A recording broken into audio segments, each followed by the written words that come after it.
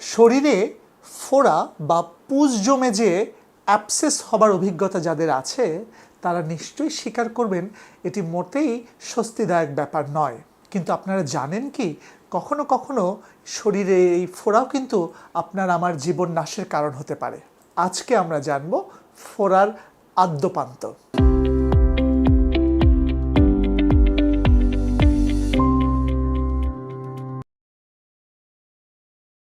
আসসালামু আলাইকুম, আমি ডাক্তার মোহাম্মদ লতিফুল বারী, বিশেষজ্ঞ জেনারেল সার্জন, কাজ করছি শেখ হাসিনা জাতীয় বার্ন ও প্লাস্টিক সার্জারি ইনস্টিটিউটে। আজকে আমরা কথা বলবো শরীরে ফোড়া বা অ্যাবসেস অথবা যেটি সহজ ভাষায় আমরা বলি যে পুজ হয়ে যাওয়া কোথাও, সেটির কারণ কি, চিকিৎসা কি এবং যথাযথ চিকিৎসা না নিলে সেটি কি ক্ষতি করতে পারে। শরীরের কোনো স্থানে পুজ জমে সেটি যদি কোনো একটি মেমব্রেন বা পর্দা দ্বারা আবদ্ধ হয়ে থাকে তাহলে সেটাকে আমরা ফোড়া বা অ্যাবসেস বলি। পুজ মূলত ব্যাকটেরিয়া, ডেড টিস্যু এবং ডেড নিউট্রোফিল বা শ্বেত রক্তকণিকা এবং কিছু টিস্যু ডেব্রিজের সমন্বিত কালেকশন। সাধারণত ব্যাকটেরিয়াল ইনফেকশন থেকে ফোড়ার সৃষ্টি হয়। শরীরে যখন ব্যাকটেরিয়া বা অন্য কোনো জীবাণু ঢোকে তার বিপরীতে বডির ইমিউনিটি সিস্টেম, যে ইমিউন যে সিস্টেম আছে সেটি তার যে রক্তকণিকাগুলো আছে তাদেরকে প্রেরণ করে এবং শরীরের শ্বেত রক্তকণিকা এবং এই যে শরীরের ভিতর যে ব্যাকটেরিয়া বা জীবাণু আসলো তার মধ্যে এক ধরনের সংঘর্ষের ফলে সেখানে কিছু ডেড টিস্যু, কিছু ডেড রক্তকণিকা এবং আরও কিছু টিস্যু ডেব্রিজ সব কিছু মিলিয়ে পুজের সৃষ্টি হয়। অধিকাংশ ক্ষেত্রেই এই ফোড়াটি যদি খুব ছোট হয় এবং বডির ইমিউনিটি যদি খুব স্ট্রং হয় তাহলে কিন্তু খুব আপনা আপনি ফোড়া ভালো হয়ে যায়। কিন্তু আমরা অনেক ক্ষেত্রেই দেখে থাকি যে এই ফোড়া বা পুজ বা অ্যাবসেসটি দীর্ঘস্থায়ী হচ্ছে এবং এটি যখন সপ্তাহের অধিক সময় ধরে শরীরে বাসা বাঁধছে তখন কিন্তু নানা ধরনের সিমটম নিয়ে রোগীরা আমাদের কাছে আসে। তীব্র ব্যথা, কাঁপুনি দেয়া জ্বর এবং অনেক সময় পুজ ফেটে সেখান থেকে কিন্তু রক্ত এবং পুজ বের হয়ে একটা ভয়ঙ্কর অবস্থা নিয়েও রোগীরা আমাদের কাছে আসে। ব্যথাদায়ক ও পুজে ভর্তি ফোড়া অধিকাংশ ক্ষেত্রে সারতে 2 থেকে 3 সপ্তাহ সময় লাগতে পারে। আসুন আমরা জেনে নেই এই সময়ে কিভাবে নিরাপদ এবং কার্যকর উপায়ে ফোড়ার যত্ন বা চিকিৎসা করা যায়। প্রথমত, কোনো ফোড়া বা অ্যাবসেসকে আমরা নিজেরা স্বতঃপ্রণোদিত হয়ে ফাটাতে যাব না অথবা খোঁচা দিয়ে ভেতরের পুজগুলো বের করে দেবার চেষ্টা করব না।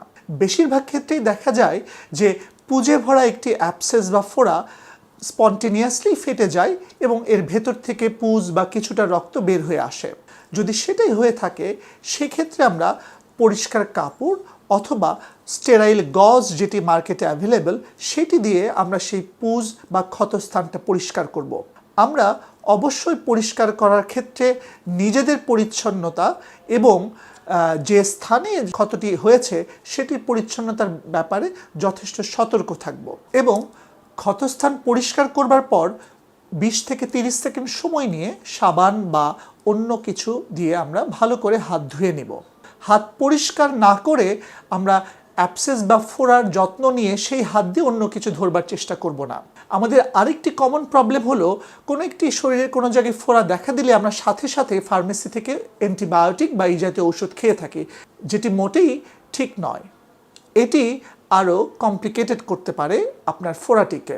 অনেক ক্ষেত্রে এই অ্যান্টিবায়োটিকের প্রভাবে পুজ বা ফোড়াটি শক্ত হয়ে আরও জটিল আকার ধারণ করতে পারে, যেটিকে আমরা অ্যান্টিবায়োমা বলে থাকি এবং সেক্ষেত্রে সার্জারি আরও জটিলতর হতে পারে। যেহেতু অ্যাবসেস বা ফোড়া একটি তীব্র ব্যথাযুক্ত একটি সমস্যা, কাজেই এই সময়গুলোতে আপনারা ব্যথা উপশমের জন্য paracetamol, ibuprofen, clofenac, aceclofenac, ketorolac এই জাতীয় ব্যথানাশক ওষুধ খেতে পারেন।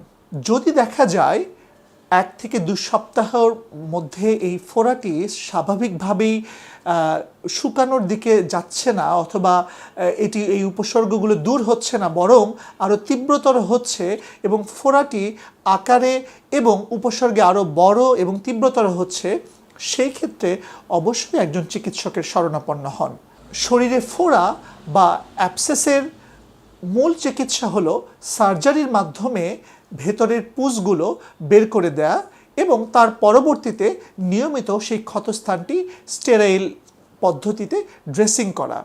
যদি আমরা এইভাবে সার্জারির মাধ্যমে পুঁজ এবং বের করে দিয়ে ক্ষতস্থানটির যত্ন নিই, তাহলে দেখা যায় যে খুব অল্প সময়ের মধ্যেই আপনি আপনার উপসর্গগুলো থেকে মুক্তি পাবেন, ব্যথা কমে যাবে এবং আপনার ঘাটি শুকিয়ে আসবে। মনে রাখতে হবে এই ক্ষেত্রে সার্জারির পাশাপাশি আপনাকে অবশ্যই অ্যান্টিবায়োটিকের দ্বারস্থ হতে হবে, যেটি আপনার চিকিৎসকই নির্ধারণ করবেন কোন অ্যান্টিবায়োটিক কী ডোজে আপনি খাবেন। অনেক ক্ষেত্রে আপনার চিকিৎসক বা সার্জন আপনার ওই ক্ষতস্থান থেকে পুঁজ নিয়ে পরীক্ষা করে জানতে চাইতে পারেন যে কোন জীবাণু দিয়ে আপনার এই ফোড়াটি হয়েছে। সেটি হতে পারে এবং সেক্ষেত্রে 2-3 দিন পরে আমরা জানতে পারি যে কোন জীবাণু দিয়ে আপনার ফোড়াটি হয়েছে এবং সেক্ষেত্রে কোন অ্যান্টিবায়োটিকটি কার্যকর। কাজেই এই ডিসিশনটি আপনার চিকিৎসক বা আপনার সার্জনই নেবেন। যে প্রশ্নটি দিয়ে আজকের ভিডিওটি শুরু করেছিলাম, ফোড়া হলে কি সেটি আবার জীবননাশেরও কারণ হতে পারে কিনা? হতে পারে। অনেক ক্ষেত্রে আমরা যদি আমাদের এই শরীরের ফোড়া বা অ্যাবসেসের যথাযথ চিকিৎসা না নিই, সেই ক্ষেত্রে এই পুঁজ বা এই ব্যাকটেরিয়া বা জীবাণুটি যদি আপনার রক্তে ছড়িয়ে পড়ে, সেই ক্ষেত্রে পরবর্তীতে ব্যাকটেরিমিয়া অথবা সেপ্টিসেমিয়া হতে পারে।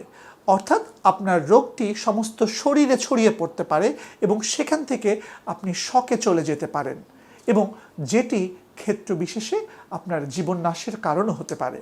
কাজেই শরীরের ফোড়া হলে বা অ্যাবসেস হলে তাকে অবহেলা নয়, বরং প্রাথমিক অবস্থায় যথাযথ যত্ন এবং ঘরোয়া যে সমস্ত পদ্ধতির কথা বললাম সেই উপায়ে এটার চিকিৎসা করা। যদি তাতে না সারে, অবশ্যই খুবই দ্রুততার সাথে একজন নিকটস্থ চিকিৎসক অথবা একজন বিশেষজ্ঞ সার্জনের দ্বারস্থ হয়ে যথাযথভাবে আপনার শরীরের ফোড়ার চিকিৎসা করা এবং তার মাধ্যমে জীবননাশের যে ঝুঁকির কথা বললাম সেটি থেকে পুরোপুরি মুক্ত হওয়া। আশা করি আপনারা আপনাদের স্বাস্থ্য সম্পর্কে সচেতন হবেন এবং প্রয়োজনে অবশ্যই চিকিৎসকের পরামর্শ নিয়ে ভালো থাকবেন, নিরাপদে থাকবেন। সবাইকে নিরন্তর শুভেচ্ছা।